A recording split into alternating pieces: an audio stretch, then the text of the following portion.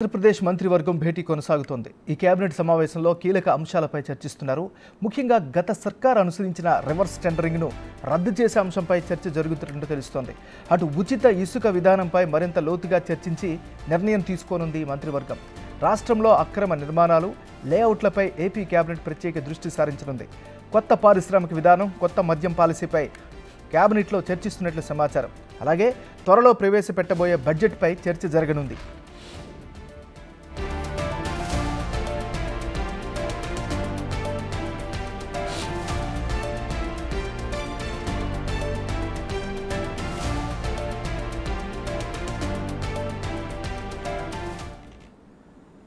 ఆంధ్రప్రదేశ్ మంత్రివర్గం భేటీ కొనసాగుతోంది. ఈ కేబినెట్ సమావేశంలో కీలక అంశాలపై చర్చిస్తున్నారు. ముఖ్యంగా గత సర్కార్ అనుసరించిన రివర్స్ టెండరింగ్ను రద్దు చేసే అంశంపై చర్చ జరుగుతున్నట్టు తెలుస్తోంది. ఇదే అంశానికి సంబంధించి మరింత తాజా సమాచారాన్ని మా రిపోర్టర్ మల్లికార్జున్ లైవ్లో అందిస్తారు. మల్లికార్జున్, ఈ భేటీ యొక్క ఎజెండా ఏంటి, అవుట్కమ్ ఏంటి? నాగరాజ్, ఏపీ క్యాబినెట్ కూడా ప్రస్తుతం కొనసాగుతున్న పరిస్థితి కూడా కనిపిస్తూ ఉంది. ప్రధానంగా 14 అంశాలు, 14 ఎజెండాలతో కూడా క్యాబినెట్ అనేది జరుగుతూ ఉంది.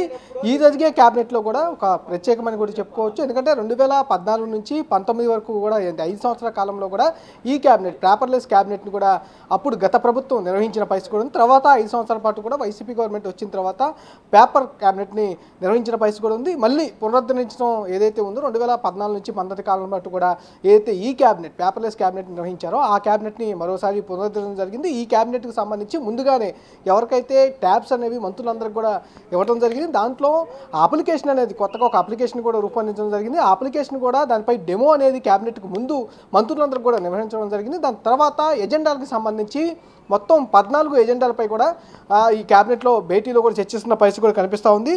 అందులో ప్రధానంగా చూసుకుంటే కనుక ఏదైతే గత ప్రభుత్వ హయాంలో తీసుకున్న రివర్స్ టెండరింగ్ ఏదైతే ఉందో అది 2019 నుంచి 2024 కాల సమయంలో కూడా ప్రతి ప్రాజెక్టుకు సంబంధించి రివర్స్ టెండరింగ్ ప్రక్రియని కూడా గత ప్రభుత్వం అనుసరించడం జరిగింది. పోలవరం ప్రాజెక్టుకు సైతం రివర్స్ టెండరింగ్లో కూడా వెళ్ళడం జరిగింది. అప్పుడు 700-800 కోట్లను ఆదా చేశామంటూ కూడా గత ప్రభుత్వం చెప్పడం జరిగింది. అది పూర్తిగా పోలవరం ప్రాజెక్టు గత 2-3 సంవత్సరాలుగా కూడా దాన్ని పూర్తిగా నిర్మాణం అనేది ఆగిపోయిన పరిస్థితి కూడా నెలకొన్న పరిస్థితి కూడా ఉంది. ఈ నేపథ్యంలోనే దాన్ని అసలు రివర్స్ టెండరింగ్ అనేది ప్రతి ప్రాజెక్టులో ఏదైతే నిర్వహిస్తూ ఉన్నారో దానిపైన పూర్తిగా చర్చించి దాని రివర్స్ టెండరింగ్ ప్రక్రియ కూడా తీసివేయాలని కూడా రాష్ట్ర ప్రభుత్వం భావిస్తూ ఉంది. దీనిపై కూడా సుదీర్ఘంగా చర్చ జరగనుంది. అలాగే ఆ స్థానంలో పాత ఏదైతే టెండరింగ్ విధానం ఏదైతే ఉందో ఆ టెండరింగ్ విధానాన్ని కూడా పునరుద్ధరించబోతా ఉన్నారు. అలాగే సాగునీటికి సంబంధించి ఎన్నికలు ఏదైతే నిర్వహించాల్సి ఉందో ఆ సంబంధించిన ఎన్నికలను కూడా నిర్వహించాలని కూడా చర్చ జరగబోతా ఉంది. ఎందుకంటే గత 5 సంవత్సరాల కాలంలో కూడా సాగునీటికి సంబంధించి ఎవరైతే ఎన్నికలు ఉన్నాయో ఆ ఎన్నికలను పక్కన పెట్టేసి పూర్తిగా నామినేట్ పదవుల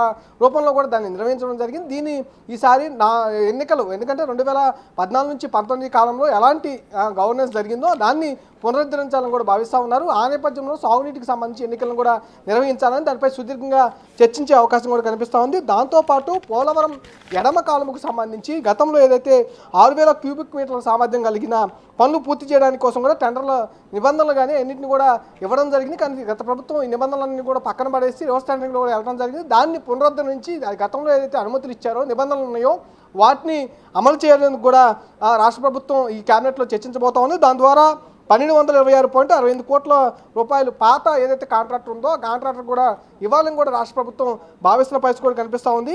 అలాగే వికసిత్ భారత్ రూపంలో ఎందుకంటే కేంద్ర ప్రభుత్వం ఏదైతే వికసిత్ ఇండియా అని భారత్ అని చెప్తా ఉన్నారో ఇలాగే వికసిత్ ఆంధ్రప్రదేశ్ అని కూడా ఒక రూపకల్పన చేయబోతా ఉన్నారు. దానికి సంబంధించి కూడా సుదీర్ఘంగా చర్చించబోతా ఉన్నారు. దాంట్లో 12 అంశాలను ప్రధానంగా ఉంచబోతా ఉన్నారు. దాని రూపకల్పనకు సంబంధించి కూడా చర్చ అయితే సుదీర్ఘంగా రాబోతా ఉంది. అలాగే దాని డాక్యుమెంట్ రూపంలో కూడా అందరికీ అందుబాటులో ఉండే విధంగా కూడా రూపకల్పన చేయాలని కూడా క్యాబినెట్లో చర్చించే అవకాశం కనిపిస్తూ ఉంది. దాంతోపాటు ఇలాగే ఎక్సైజ్ అండ్ గ్రామ వార్డు ఏదైతే డిపార్ట్మెంట్లు ఉన్నాయో వాటిని పూర్తిగా కూడా ప్రక్షాళన చేసే అవకాశం కనిపిస్తూ ఉంది. ఎందుకంటే ఎక్సైజ్ శాఖకు సంబంధించి గతంలో సెబ్ అనేది ఒక కొత్తగా ఏర్పాటు చేయడం జరిగింది. ఆ ఎక్సైజ్ శాఖను పూర్తిగా నిర్వీర్యం చేసిన పరిస్థితి కూడా ఉంది కాబట్టి దాన్ని పూర్తిగా ప్రక్షాళన చేసి ఎక్సైజ్ శాఖని సమర్థవంతంగా నిర్వహించేందుకు కూడా ఒక నిర్ణయం తీసుకోబోతా ఉన్నారు. దానికి సంబంధించి గతంలో ఉన్న పాలసీ కానీ అది మొత్తాన్ని ఎక్సైజ్ పాలసీకి సంబంధించిన పాలసీని కూడా కొత్తగా కూడా రూపకల్పన చేయబోతా ఉన్నారు. దాంతోపాటు డిపార్ట్మెంట్ని స్ట్రీమ్లైన్ చేసేందుకు కూడా నిర్ణయం తీసుకోబోతా ఉంది. దానిపై సుదీర్ఘంగా అయితే చర్చ అయితే జరగబోతా ఉంది. దాంతోపాటు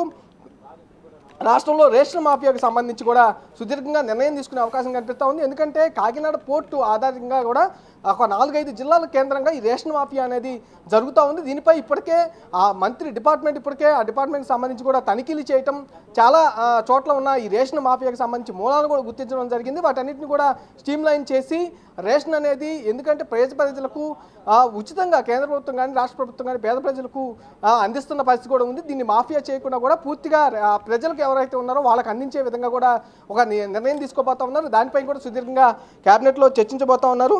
అట్లాగే ఏదైతే అమరావతికి మొన్న వచ్చిన ప్రపంచ బ్యాంక్ ఏదైతే ఉందో, నిన్న అలా ప్రపంచ బ్యాంకు సంబంధించి టీం ఏదైతే ఉందో ప్రపంచ బ్యాంకు అలాగే ఏడీసీ బ్యాంకు ఆసియా అభివృద్ధి డెవలప్మెంట్ బ్యాంకు నిన్నటి వరకు కూడా అమరావతిలో పర్యటించడం జరిగింది. 15,000 కోట్లు ఏదైతే నిధులు విడుదల చేయాల్సి ఉందో దానికి సంబంధించి సుదీర్ఘంగా రాజధానిలో కూడా పర్యటించి ఎక్కడెక్కడ నిర్మాణాలు చేపట్టబోతా ఉన్నారో 15,000 కోట్లు ఎక్కడెక్కడ అమలు చేయబోతా ఉన్నారు, ఖర్చు చేయబోతున్న వివరాలపై కూడా సుదీర్ఘంగా వాళ్ళు పర్యటన చేసి క్షేత్రస్థాయిలో కూడా పరిశీలించడం జరిగింది. నిన్న వాళ్ళ సంబంధించిన నివేదికకు సంబంధించి కానీ ఒక రిపోర్ట్ను సంబంధించి కానీ చర్చించడం జరిగింది. దానిపై కూడా సుదీర్ఘంగా క్యాబినెట్లో చర్చించబోతా ఉన్నారు. ఎందుకంటే అమరావతి నిర్మాణాన్ని ఈ ప్రభుత్వం కూడా మొదటి దశలో తీసుకుంది కాబట్టి 2.5 సంవత్సరాల్లోనే అమరావతి నిర్మాణాన్ని పూర్తి చేస్తామన్న లక్ష్యంతో వెళ్తుంది కాబట్టి దానికి కూడా అమరావతి అభివృద్ధికి సంబంధించి ప్రపంచ బ్యాంకు ఇవ్వనున్న 15,000 కోట్లకు సంబంధించి కూడా సుదీర్ఘంగా చర్చ అయితే జరిగే అవకాశం కనిపిస్తుంది. అలాగే ఏదైతే పరిశ్రమలకు సంబంధించి కానీ వైజాగ్లో పరిశ్రమలో మొన్న జరిగిన ఇన్సిడెంట్ ఏదైతే ఉందో దానికి సంబంధించి